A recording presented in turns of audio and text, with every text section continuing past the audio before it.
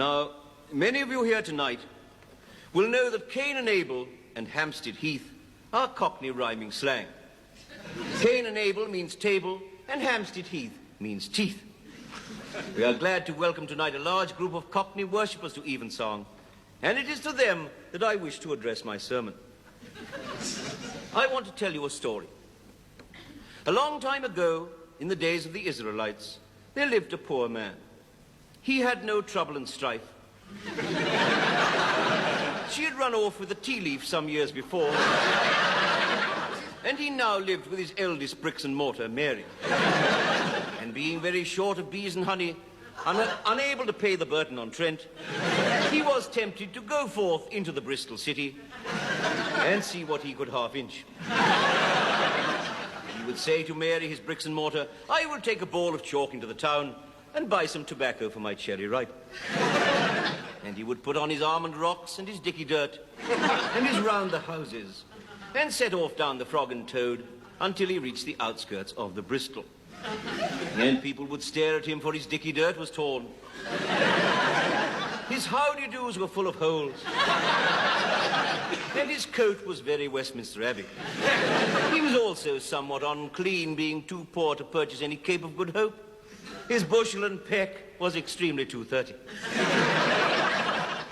And people passed by on the other side to avoid the pen and ink. He was truly an ugly man. His north and south drooped, his mince pies were watery, and he had a big red eye, I suppose. One day his bricks and mortar gave him some money, saying, "Here is a saucepan lid, go and buy food, a loaf of Uncle Fred and a pound of standard ease. But do not tarry in the town, and bring me back what is left of the money to buy myself some new underwear. I need a new pair of early doors. For my present ones are full of holes, and I am in a continual George raft."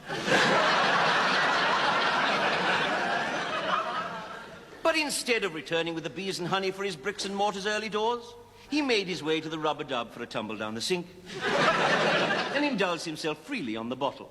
And he became very Elephant's Trunk and Mozart.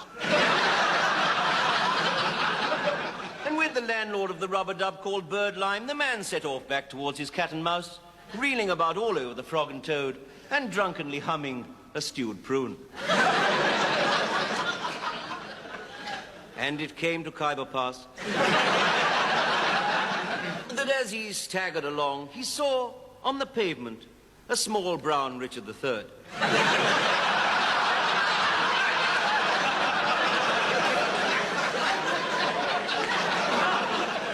And he stared at it, lying there at his plates of meat.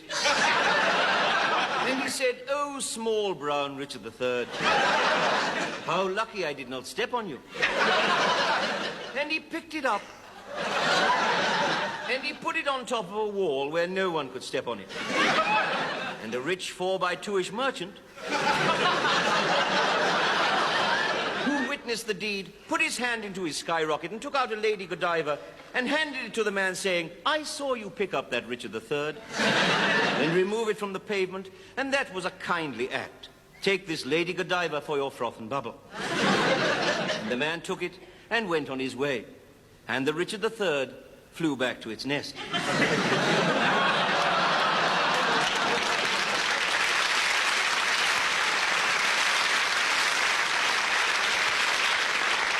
Now, when the man arrived home, his daughter was sitting by the Jeremiah on her favorite Lionel Blair. And she arose angrily and said, "Once again you come home, Elephant's Trunk and Mozart. You have spent all the money I gave you. Now I cannot have my new pair of early doors. Neither can I have wine, as you do." And the man said, "Fear not, here is a Lady Godiva, which I earned by a kindly act." And the woman was overjoyed and said, "Thank you, father. Now I can have my pair of early doors.